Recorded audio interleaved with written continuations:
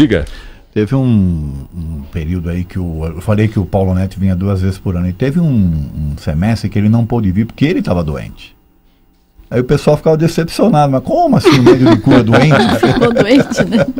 O médium de cura fica doente. Acha que ele é...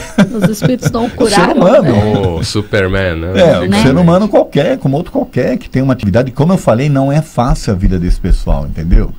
É muita doação, né? É muita, e é muita gente, é muita... Muito sabe, assédio também espiritual, não só dos encarnados. Muito né? bem lembrado, porque existem certas situações que são simplesmente problemas físicos. Sim.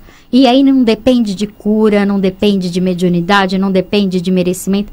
São limitações físicas do nosso organismo, ao qual ninguém consegue modificar. Ponto. Não, e outra, a questão da idade. A idade vai chegando, Cláudio, o corpo humano ele vai falindo mesmo, não tem jeito. E ele, o médium lá, está numa idade já avançada, entendeu? É normal que isso aconteça. O próprio Kardec que falava no livro dos médiuns que a maioria das nossas doenças são puramente por limitações da matéria. Que é um processo natural. Pronto, a gente está chegando mais perto da Exatamente. Cola. Então eu só fiz essa observação para as pessoas entenderem esse processo, sabe? De saber separar as coisas. Uma coisa é a intervenção da espiritualidade no campo material, e a outra é o próprio campo material, que são as mesmo com a intervenção não vai mais... Não vai mais se curar, se regenerar, como a gente pode dizer. Não existe milagre. É isso. Tem gente que acredita em gerais. Voltando lá à questão do karma, a Kátia discorreu bem sobre mérito e fé. A doutrina espírita fala da autonomia moral. Então, por aí, a gente já pode entender que não existe a cura externa, né? Como quando a gente fica doente, a gente fica fragilizado e sempre recorre àqueles atavismos. Não, Deus vai curar, Jesus vai curar, quando na verdade o Espiritismo mostra que a cura é de dentro para fora. Sim. Na verdade, o objetivo é curar a alma e não o corpo. O corpo é só um processo que está te chamando a atenção para curar algo que é mais profundo. A dor física, ela existe para te chamar a atenção. Por isso que a gente faz questão de ter as palestras antes dos tratamentos, né? Porque o objetivo é a pessoa despertar e ela aprender a se curar em si, vamos assim dizer. Porque quando ela se transforma, quando ela muda o seu padrão mental, ela muda a sua forma de enxergar as coisas, as suas mágoas, suas tristezas, suas desesperanças, né? Porque hoje o que traz doenças é mágoa, é tristeza, desesperança, falta de perdão, falta de entendimento, falta de compreensão. Essas coisas todas juntas, Cláudio, derruba as pessoas. Sim. Às vezes falta de corpo vontade, físico para aguentar um negócio desse. Chega uma hora que ele não aguenta. Então, quando você começa num processo de ser atraído, por exemplo, por um médium de cura, mas aí antes do médico te curar, você ouve uma palestra que te esclarece, você começa a pensar, né? A cura do físico em si é um paliativo apenas. O grande objetivo é curar a alma, é curar o espírito. É a mudança de atitude. Isso. A dor serve para isso? Mudança de atitude?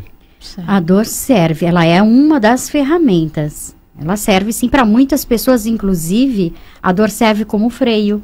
É um alerta, né? O alerta. Então existem várias, a gente nunca vai poder generalizar, porque cada caso é um caso. Nós somos pessoas individuais. Então, com relação às doenças, porque as pessoas pensam negativamente, porque as pessoas agem negativamente, nós também não podemos generalizar que se agir assim, vai acontecer assado. Cada caso é um caso. E aí, Elaine? Eu tive uma época, uma dificuldade de compreender esse processo de que a doença se manifesta de dentro para fora. Então, a doença se manifesta no espírito, primeiro no espírito, lógico, primeiro no perispírito e depois no corpo físico, né? E no meu início dos meus estudos espíritas, eu tinha essa dificuldade de compreender. Hoje já essa compreensão já é mais fácil para mim. Então tá dentro do seu sentimento, né? O próprio Evangelho, né? Jesus falava isso, né? Primeiro quando ele diz, sua fé te curou, né? E naquela passagem, pedir e obtereis, né? Batei e abrir-se-vos-á. Depende da sua ação, né? Quando você pede, você está agindo e você recebe.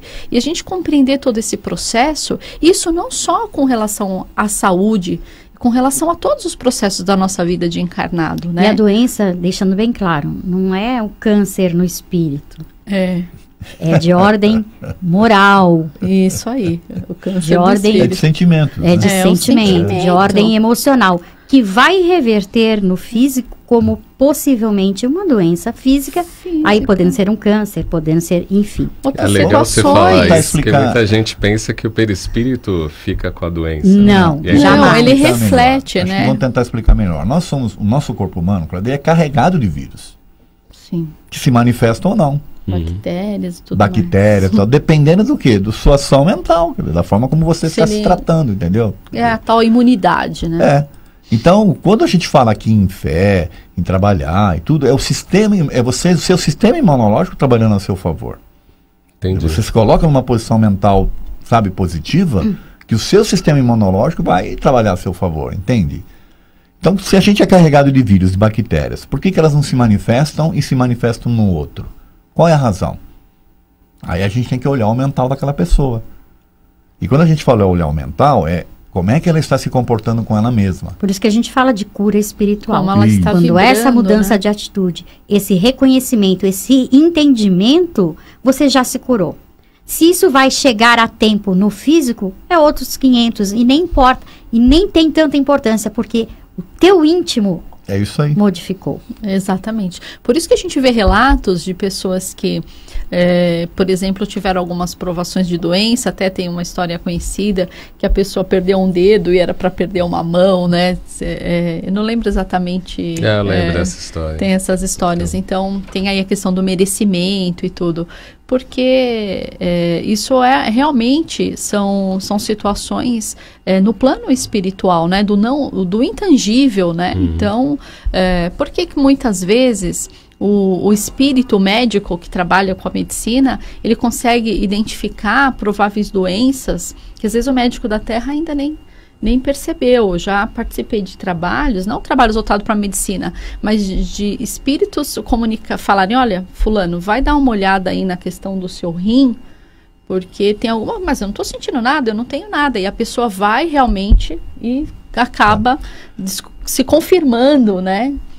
Tem um caso interessante no livro dos médiuns, quando o Kardec fala da mediunidade sonambúlica, né? É interessante que ele fala que tinha um garoto lá que quando entrava no estado sonambúlico, ele sabia identificar as doenças das pessoas e receitava lá algumas coisas, né?